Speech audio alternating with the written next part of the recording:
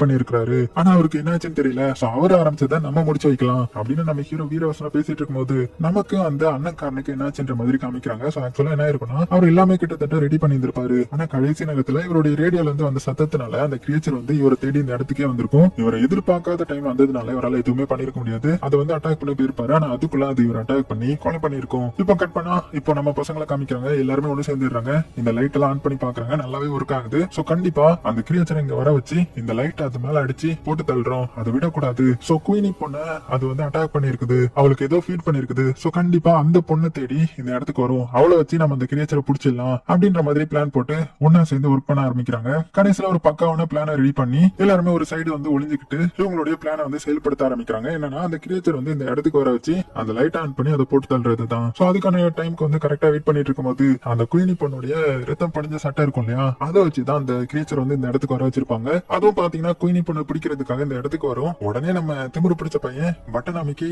அந்த light on பண்ணிலாம் try பண்ணுவான். ஆனா இவங்களுடைய கெட்ட நேரமா என்னன்னு தெரியாது. அந்த லைட் வந்து ஆன் ஆகாம போயிரும். அவளுக்கு தான் மறந்து போயிடுறாங்க. உடனே அந்த கிரியேச்சரும் பாத்தீங்கன்னா உசாராக்கி அந்த சைடு இருக்கிற நம்ம ஹீரோவை பிடிக்கலாம்னு வரும்போது இந்த சைடுல நம்ம ஹீரோயின் வந்து கிளாப் பண்ண ஆரம்பிச்சிட்டாங்க. சோ அதுல டிஸ்ட்ராக்ட் ஆகி இந்த சைடு வந்து தேட ஆரம்பிக்க கரெக்டா அந்த இடத்துல தான் நம்ம குயினி பொண்ணு ஒளிஞ்சிருப்பா. இதை பார்த்து அதுவும் இவங்களை பிடிக்கலாம்னு வரும்போது இந்த டைம்ல அதுக்குள்ள என்ன பண்ணிட்டாங்கன்னா அந்த லைட்டை வந்து மெயின் சுவிட்சுக்கே வந்து ஆன் பண்ணிட்டாங்க.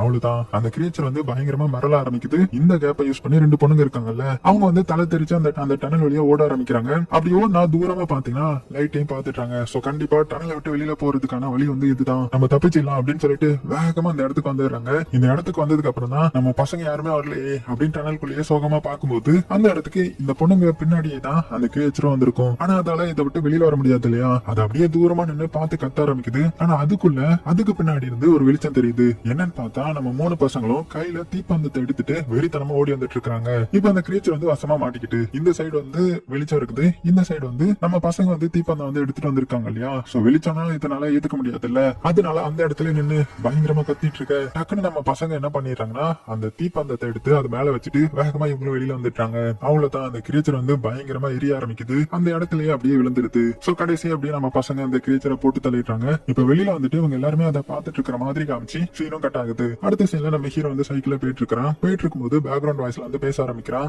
என்ன சொல்றான்னா, அன்னைக்கு நாங்க பஸ்ல போயிட்டு இருக்கும்போது எங்களுடைய பஸ் டிரைவர் வந்து எங்க கிட்ட ஒரு விடுகதை கேட்டாரு. அந்த விடுகதைக்கான ஆன்சரை வந்து நாங்க கண்டுபிடிச்சிட்டோம். அதுதான் தைரியம். சோ அந்த தைரியம் மட்டும் நம்மளுடைய வாழ்க்கையில இருந்தா நம்ம எதையுமே சாதிக்கலாம். அப்படி அந்த தைரியத்தினால மட்டும்தான் நாங்க அன்னைக்கு அந்த கிரியேச்சர் வந்து ஜெயிச்சோம். இல்லன்னா எங்களுடைய கதை அன்னைக்கு முடிஞ்சிருக்கும். சோ நீங்களும் ஏதாவது ஒரு முடிவு எடுக்கணும்னா தைரியமா முடிவெடுங்க, நம்பிக்கையோட முடிவெடுங்க அப்படின்ற மாதிரி பேக்ரவுண்ட் வாய்ஸ்ல சொல்ல, அதே சமயத்துல அந்த பசங்க வந்து வெளியில சொல்லிருப்பாங்க இல்லையா, அதனால அவங்க சொல்றது உண்மையா இல்லையான்றதை செக் பண்றதுக்காக ஒரு சில போலீஸ்